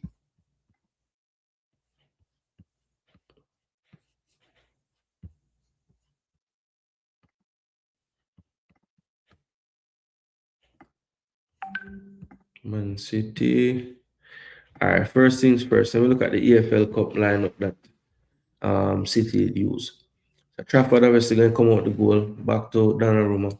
Back line was Nico Riley left back, Nunez right back, Kusanov, and Ake at centre backs. I think Gahey will come back in now. We haven't seen a Gahey-Ake partnership yet. Could we see that? Gahey has been comfortably playing on that left centre back side, even though he's right-footed. But if Ake plays, I would think Gahey will move to the right. So would you do that, or would you just keep that pairing of him and Kusanov? Let me know in the comment section. Um, Nico Gonzalez played the pivot in the EFL Cup. Then he went with Eight Nori, a little more attacking on the left. Reinders and Foden as like double central midfielders there. Marmoush up front, and then on the right was Semenyo. But really and truly, Semenyo spent a lot of time in line with Marmoush, as high as him on the pitch. So um, yeah, that's what they went with. Obviously the players that didn't start: Rodri, Erling Haaland, Ryan Shirky. Ruben Diaz was named on the bench, which was, it seems quite quick for him to be back. So that's good news for them. So they have Diaz, they have Gahey to add potentially to the lineup. So yeah, that's what City looked like in midweek when they dispatched Newcastle, I think 3-1, which ended to be 5-1 on aggregate, I believe. So yeah, it wasn't the best of times this time around for Newcastle. They basically got moved to, as they say. All right, so this right here is the Liverpool Man City preview breakdown. All right, so 6th position for Liverpool. They want to get that at least to 5. 2nd position, Manchester City. 14 wins to 11 wins in favor of City. 6 draws to 5 draws in favor of Liverpool. 7 losses for Liverpool, 5 for Man City. You see the goals scored. Man City lead the league with 49, Liverpool on 39 of them. You see the average is XG 38.69, XG for City outperforming it 43.64, but at least Liverpool is above the XG. That's good, but it should be more, like 2-3 more normally. You want to be in the 40s with that XG. Um, you see the XGs per 90, 10 clean sheets kept by Man City, only 7 kept by Liverpool so far this season. Last 5, Liverpool had 3 draws on the bounce, and then followed that up with a 3-2 loss at the Vitality. But then last week, a big win, hopefully for them, getting their season back on track, 4-1 at home over Newcastle. Then we have Man City, also a mixed bag for them. In fact, it's the same bag: 3 draws, a loss, and a win. It's just jumbled up a bit differently. Chelsea and Brighton at home, they drew 1-1 with both of them, disappointing by their standards. Then away from home, they won, or sorry, away from home, they lost to Man U 2-0. Then they finally got a win in match week 23, 2-0 over Wolves at home. So it needed to win that one. And then Tottenham away, that was 2-2 match week 24. So yeah, that's the history, or the brief history of both teams and the form they're in. 57 times this match play in the Prem, 23 wins for Liverpool, 13 wins for Manchester City, with 21 draws. So yeah.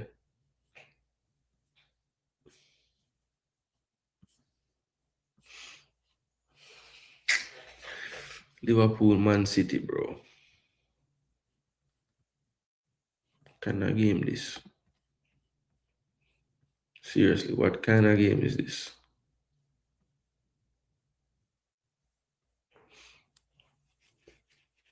So Liverpool and Man City, huh? All right, so I'm gonna say Liverpool and Man City. I'm gonna say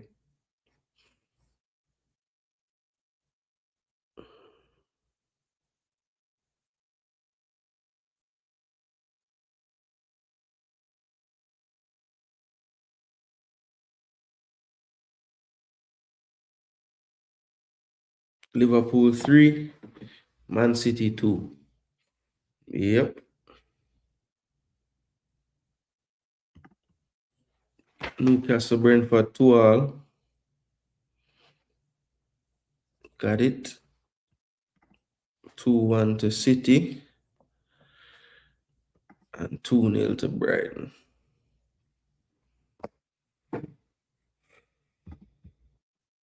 Well, we're gonna see, people. That we're gonna do, we're gonna see.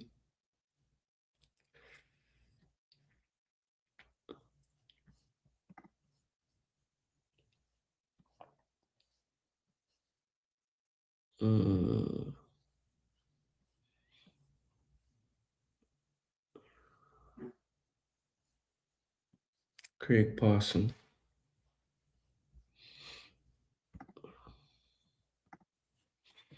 Let's go to my draft league, yeah, man. 8th place. I am terrible. Moss, I hate this league. With the teeth in fixtures and always give, man.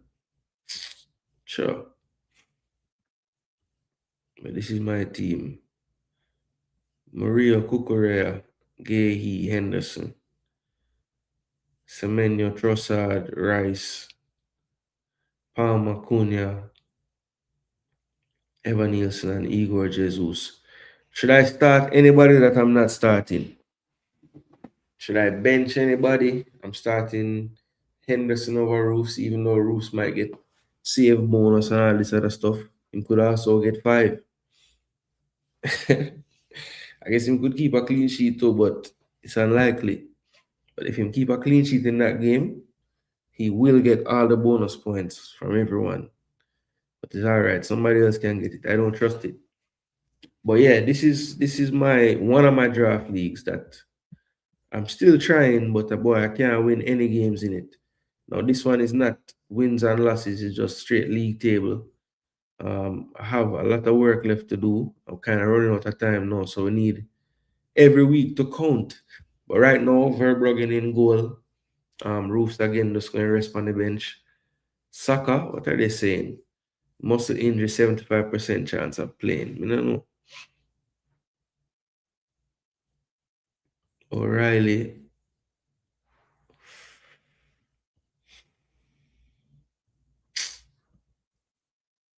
I know I don't want to start Bobby, I'm not start him. And then Crystal Ball. This is my team here. O'Brien, Timber, Virgil, Sherky, Rogers, Wilson, Enzo, Madueke, Yokerez, and Abraham. Benching Mitchell, Mane, and Alderete.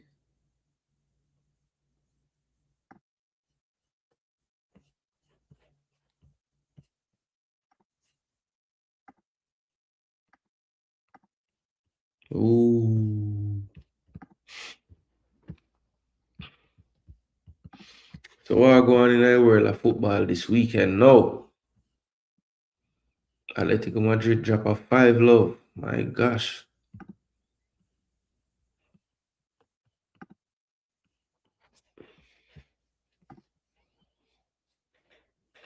It's been a while, people. 2-1 City keep the type of race interesting. That's the only reason not going for a draw. Campus I use tricks. It's all right. We want the tackle race done tomorrow. Trust me. And so does Eras, who says 2-1 to Pool.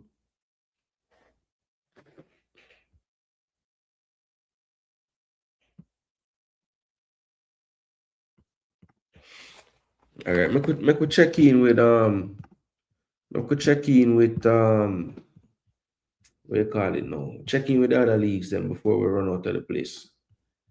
It's been a little while since we check in. So Serie A looking like this right now. Inter, 5-point gap, them open up. This was the tightest of all the leagues at one point, but you see the separation forming. Milan, just a couple of hiccups the last 5, and now it's a 5-point gap. 4 on the bounce for Inter going into this match week here. Napoli in third and 46, Juventus fourth with 45, Roma falling all the way down from first at one point to fifth now on 43 points, and Como rounding out the European places right now. They're in a slot for the European Conference League qualification round. But Atalanta, who knocked out Juve in the cup today, down in 7th position. They still would want to get into Europe. They do have about 15 games left, so anything is possible where that is concerned. And yeah, that is the Italian Serie A as of February the 5th. Right there on your screen. So Inter looking like they want to take back that title from Milan. Even though Napoli won last year. So that's who they're really taking it from. All right, next league. I don't even know why we look at this league, people, because one team I could lead by about 10 million points, and that's Bayern Munich. But it's only 6 points, so there's hope. Remember, only 34 in this league, so 14 games left to play, 6-point gap. So not the worst. Could be caught potentially. They did suffer their first defeat a couple of games ago, and they followed that up with a draw. So they're human after all. So Dortmund might have little hope. But look at that, man. 74 goals the man them score already. My gosh. Plus 56. Ooh.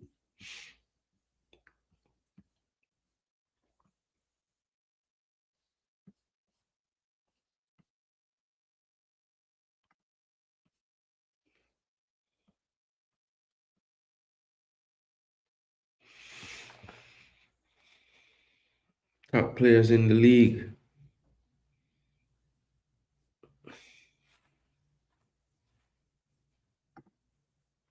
Goals. Kane gone 22.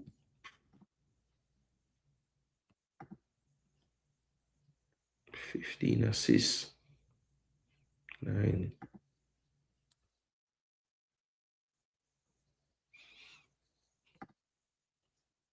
Every 73 minutes.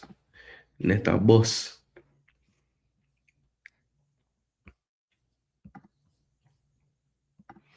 Hold on there.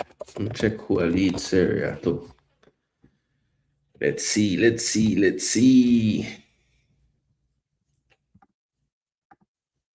Lautaro, as usual, 13. My baller KY 10.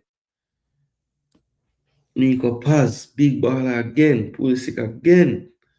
Constantly up there. Not bad. Assist.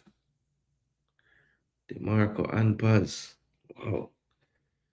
Paz a baller, man. All right, Serie A.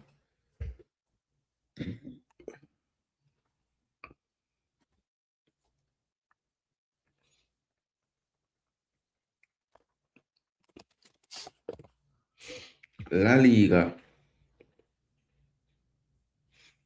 So Barca with a 1-point gap over Real Madrid.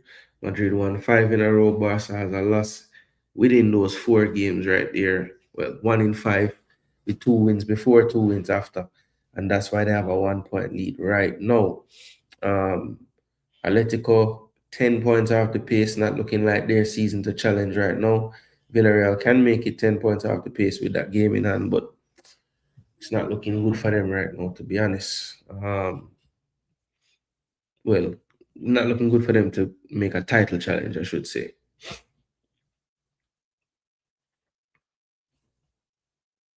This one looks like it could very well go down to the wire. I just wanted to... So Kylian Mbappe. Vedat Mariki. How old is Vedat Mariki, man? This man playing forever, man. Ferran Torres. Budimir from Croatia. Yamal got 9. Mbappe got 22. How much Kane did gone? About that. Yamal with 8 assists as well. That's the difference with the 9 goals too. Well done, kid.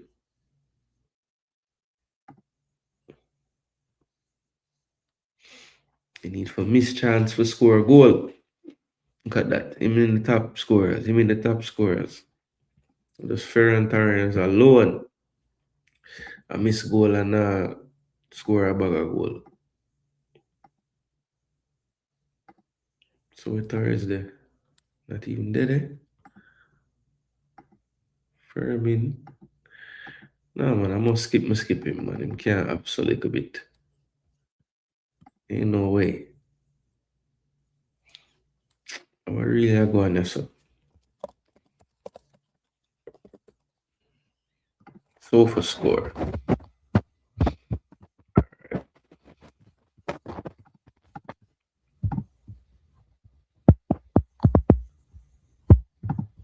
Yeah, what the hell is happening here?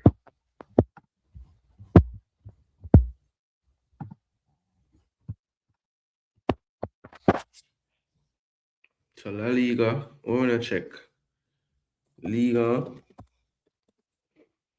So Liga, huh? PSG 48, Lens 46. Wow, it's close.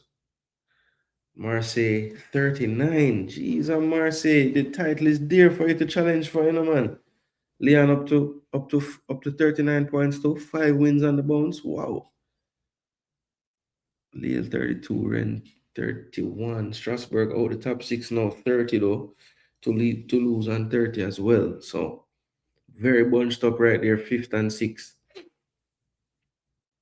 And Marseille and Leon just need some help for a few weeks, and then maybe could be in with a shot. Maybe.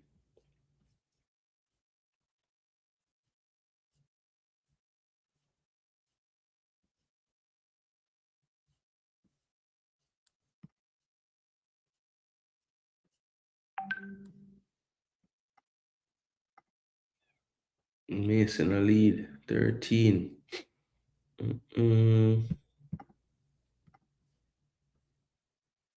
Aubameyang.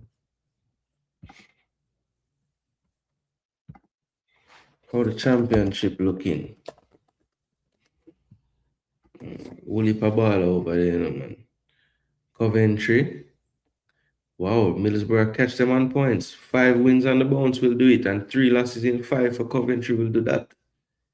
Hull right there as well. Could potentially get into the top 2. Wow. So look at that, man. What a thing if Coventry did it all year and just end up in the playoffs. Man. Wrexham holding on to the 6th spot.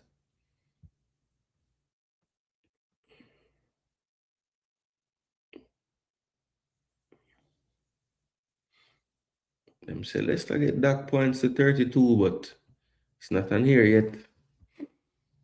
Wow.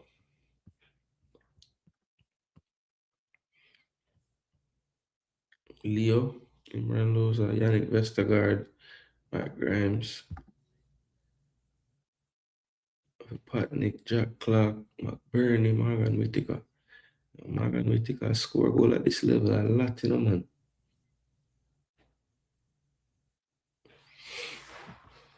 Championship. Looking forward to see Whisper debut in the championship. Yeah, man. This weekend, let's see. This weekend, them play 10 o'clock Saturday.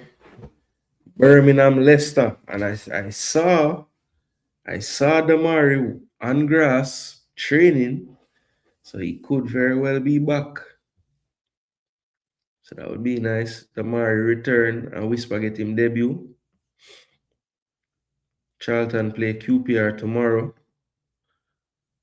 I know we have quite a few in that one.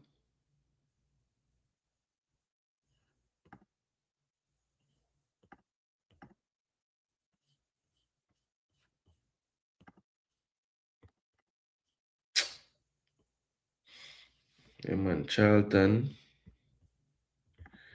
QPR, Derby, Ipswich, Norwich, Blackburn, Southampton, Watford, Coventry, Oxford, Hull, Bristol, Preston, Portsmouth, West Brom, Stoke, Wrexham, Bailey, Cadamartry, Swansea, Sheffield United, Andre Brooks.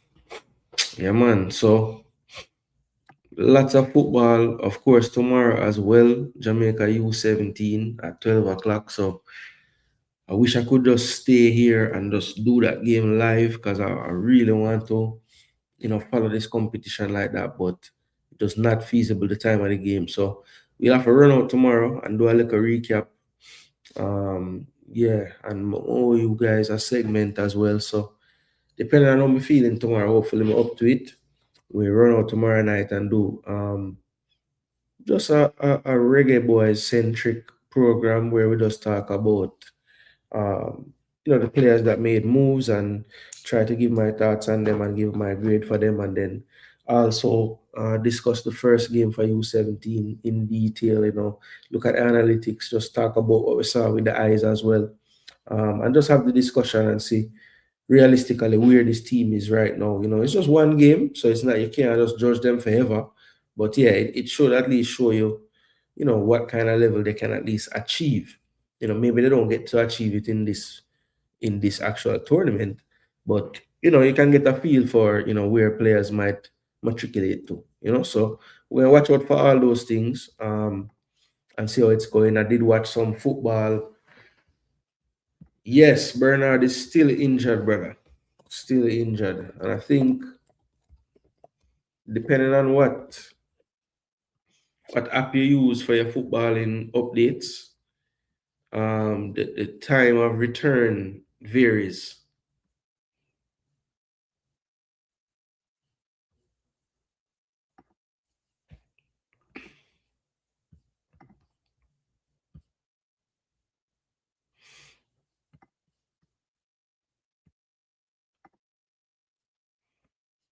Hmm, 25, no?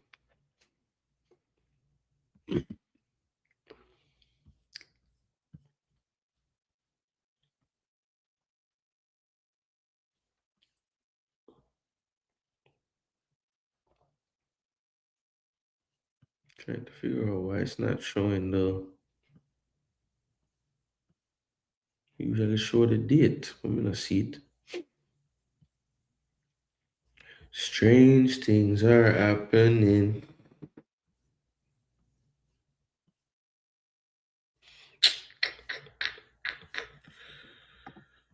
So what game are you looking forward to the most this weekend? I kinda wanna see. Obviously, I want to see my team game. That goes without saying. But I kind of really want to see the Man U Tottenham game too, and of course the Liverpool City game. I think if I had a sleeper game that people maybe not checking for, which I think could have the potential to be really good, it's probably Newcastle Brentford. Yeah, I think potentially that game could be really exciting, and it's going to get center stage because it's the only game on Saturday that time. Yeah, man, Bernard's still injured, man.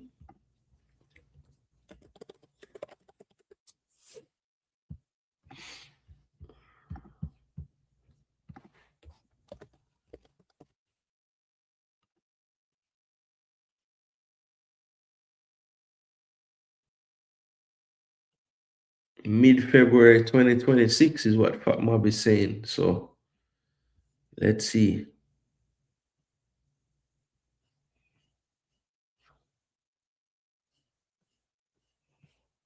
Let's see.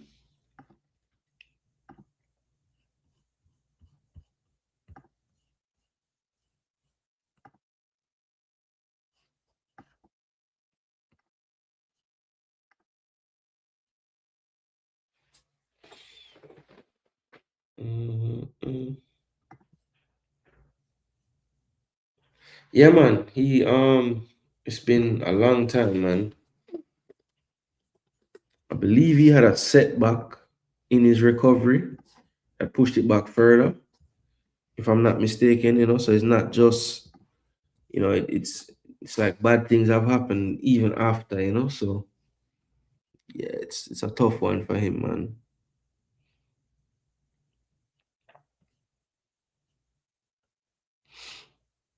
A really tough one.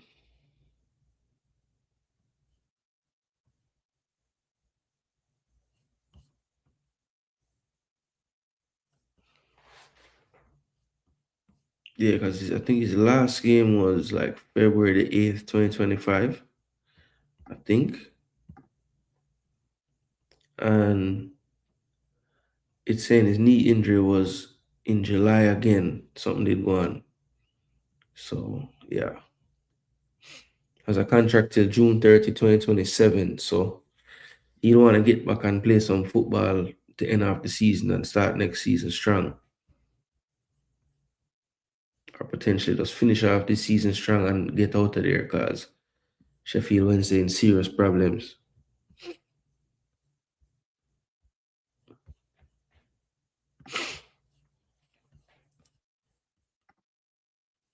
Serious problems. Yeah, man. Dixon back at Charlton. Bobby, yeah, man. Bobby Dede. Bobby Dede with Leicester, man. You know, Bobby, we know Bobby is there, man. We know Bobby's gonna play. It's not a question. But we have a question if Whisper gonna play. So kind of, at least me personally, I know Bobby gonna play, bro. Bobby play all the time. He had to come off last game too because of the red card. So I'm fresh. I expect him to be ready, guns blazing in Birmingham, you know.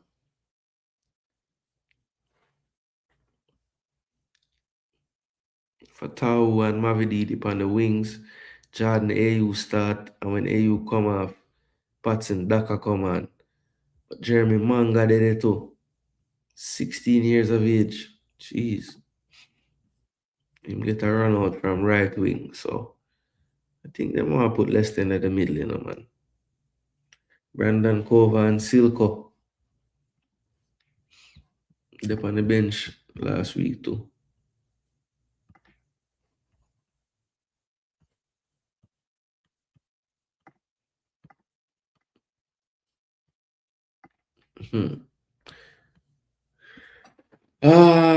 Let's see, man.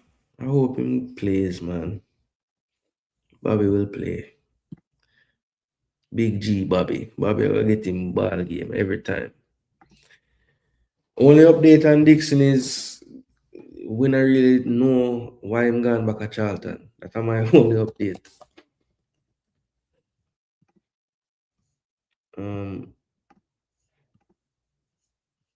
All I can think of them say, well, if you're not playing where you are, better you forward and play U21 again because we send you there to do things and you're not doing anything. So what's up? So I know Watford play Charlton in U21 on Monday, I believe.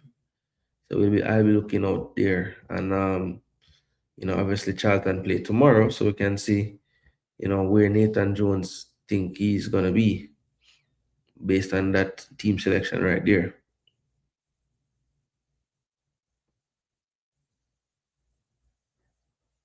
QPR and then Stoke. Well, I have to go see, brother. I don't see how that will work out though, because it's a tougher team to get into that him gone to.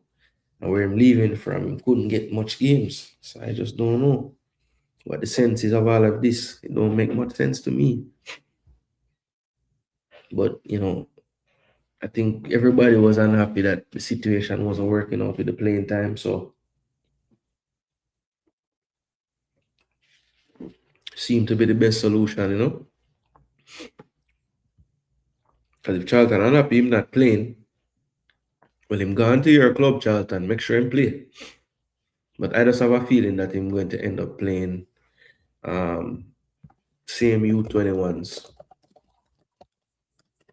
Kind of forward to the business end of that, Maybe Charlton want to try win that trophy there. Who knows? He's 21 now, maybe 22 till October. So technically, he can still play that level. You don't want to see it, but yeah. Carlton in a relegation battle, so they can't afford to give Dixon any development time. Yeah.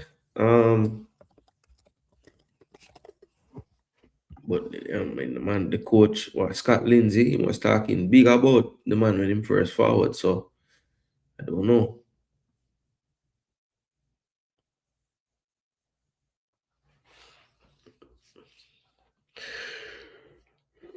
Yeah. 20th.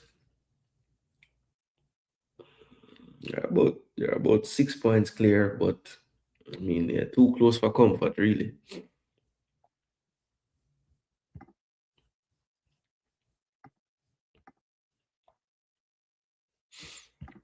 But yeah, people, listen, that's about it, man.